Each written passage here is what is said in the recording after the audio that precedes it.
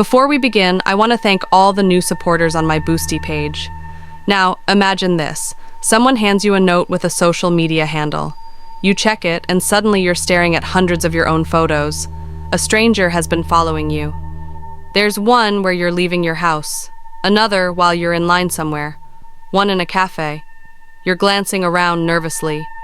He's near. He's watching. Can you picture that? For the woman in our new Boosty story, it's not imagination. It's her life, her nightmare, her stalker. Some stories are too disturbing, too bizarre for public release. That's why they're only on Boosty. Over 45 chilling tales await, and for just 100 rubles, you get full access. Click the link in the description to explore. Now let's dive into the story.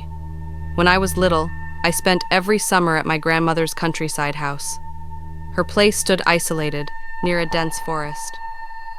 In the far corner of her yard, hidden by overgrown brush, was an old stone well. Grandma always warned me to stay away. "That well's been dry for years," she would say. "There's nothing good in there. Stay clear." She meant it. I always thought she was just worried I'd fall in. But something in her voice hinted at something more. One night, curiosity got the better of me. Grandma had gone to bed. I grabbed a flashlight and stepped outside. The night was quiet.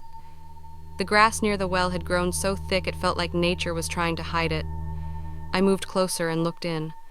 The light barely lit the top few feet. Below, just darkness. "Wow, it's deep," I whispered. Then I heard it. "Help." I froze. "Please." The voice was faint, like it came from the very bottom. "Who's there?" I asked, trembling. "Help me." It sounded so desperate it made my heart ache. I ran inside to grab a rope. When I returned, the voice was a little louder, more insistent.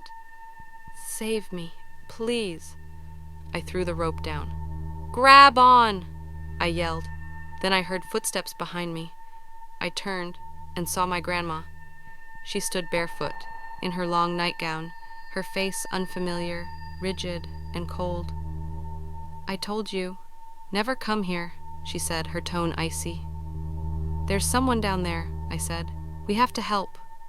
Her expression shifted. "You're too curious," she said, stepping closer. I backed away, but she grabbed my arm with surprising strength. "This well isn't for you, child. You should have listened." Her voice had dropped low. I struggled to break free and stumbled. My flashlight fell in, briefly illuminating what lay below. Bones, and the figure of a man. "He didn't listen either," she said, leaning over me. I kicked her and broke free, running back into the house. I grabbed my phone and called Mom. Grandma didn't chase me. She stood at the well, staring my way. I knew I couldn't stay. I fled down the road toward the highway, surrounded by trees. Hours passed as I walked, terrified, constantly checking behind me, thinking she was following. Every noise pushed me faster. Finally, headlights appeared. A car sped toward me. It was Mom. She opened the door. I climbed in, shaking. Her hug made me feel safe again. "What happened?" she asked, alarmed. I told her everything, about the well, the voice, Grandma, what I saw inside. She went pale. "You shouldn't have gone there," Mom said, eyes on the road. "Grandma warned me away from that well when I was a child too. Always. You shouldn't have gone." I looked at her. She kept her eyes forward, fingers gripping the steering wheel tightly. "You knew?" I asked. She paused, then nodded. "Yes, but I never knew what she was hiding, just that something was wrong. Don't tell anyone, not the police, not friends. Just forget." I stared at her, horrified. "Forget? There's a man down there, alive. We have to tell someone." She sighed but didn't look at me. "If we talk, there'll be an investigation. Years of it. They'll interrogate us. Grandma could be jailed. It'll ruin everything. Better to stay quiet." I clutched my seatbelt, trying to process. I never forgot that night. Grandma passed away. After her funeral, without telling anyone, I returned to the well. I opened it, shined a strong flashlight down, and froze. At the bottom, barely alive, was a bearded man surrounded by empty cans and bottles. He looked up with fear and hope in his eyes. "You came. You're the one I called," he said. I couldn't speak. Who was he? How had he survived? "How did you live?" I asked. "She fed me. Cans, water," he said weakly. "She lowered a bucket once a night, then pulled it back.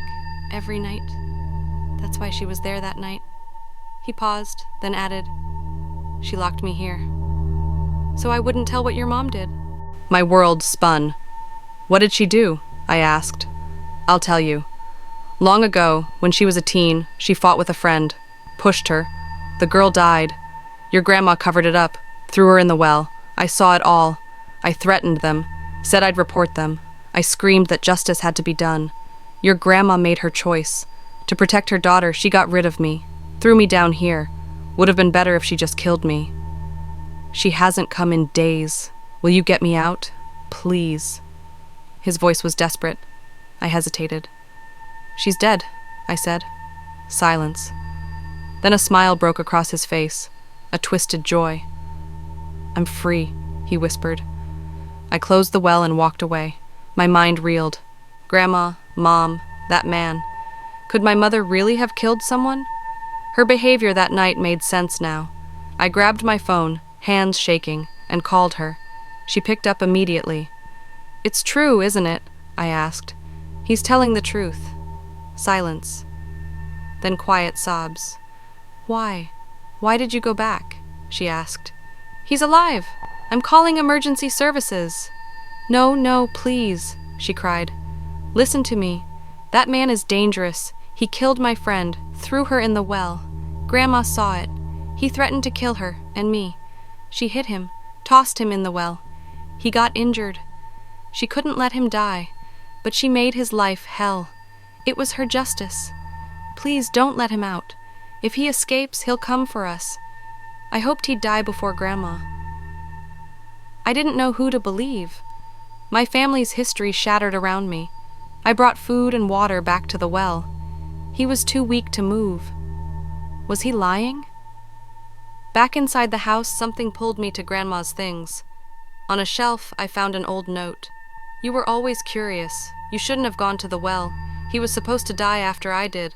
I fed him out of guilt. He lived longer than he deserved. He's not your concern. I locked him there to protect your mother. I couldn't do anything else. I scared you to keep you away. You weren't meant to find out. Forgive me." A farewell letter. Grandma knew I'd come. I stood at the well, unsure what to do. Leave him or free him? I gave myself time. Now I stand here trembling, my mind a storm. But I look down and see a man, hollow-eyed, emaciated. "You promise?" I ask. "You'll never come near us? Never hurt us?" His voice cracks. I swear anything. I just want to live. I won't harm you. I swear. Maybe I want to believe. I'm not my mother or my grandmother. I have compassion. I called private workers, no questions, just cash. They came, lowered the ropes, pulled him up. Step by step he rose. Finally, his face emerged. I expected gratitude, relief, maybe even tears. But he looked at me, cold, calculating. No joy. His eyes were filled with hatred. I realized I'd made the worst mistake of my life. My chest tightened. I wanted to scream, to throw him back down. But it was too late. He was free. I jolted awake, covered in sweat, my heart racing. The silence of the well still echoed in my ears. It was just a dream. But it felt like truth. I grabbed my phone. "Hello?" Mom's sleepy voice answered. "I won't betray you," I whispered. "He stays there." I hung up, closed my eyes. Some doors are better left closed, even if someone calls from behind them.